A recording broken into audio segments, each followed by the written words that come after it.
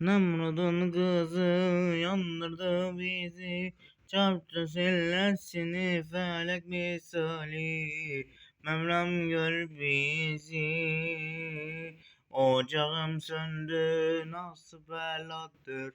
Bırakıp gitti bu ne devrandır. Dünya gözümde Kerbeladır. Allah'tan bulasam ocağım söndü nasıl beladır. Bırakıp gitti bu ne devrandır. Dünya gözümde Kerbeladır. Allah'tan bulasın. Nay na nay na na nay na na na na na na na na na na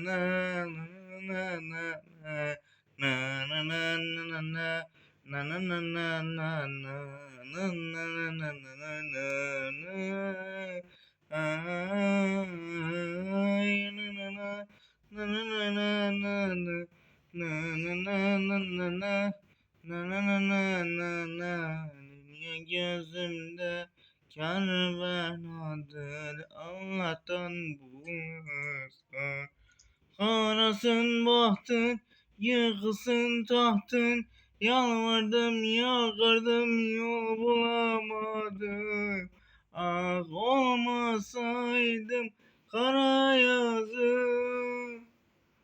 Evirdim çevirdim yaranamadım.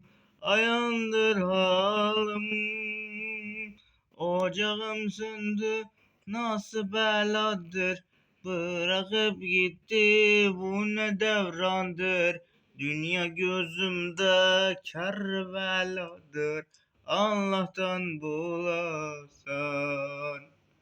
Ocağım söndü nasıl beladır.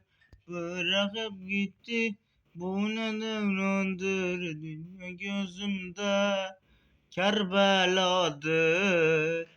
Allah'tan bulasan. Bir videonun daha sonuna geldik. Batman'a da aynı Polat'a da selam olsun. Eyvallah. Buradan da kanalıma abone olmayı unutmayın.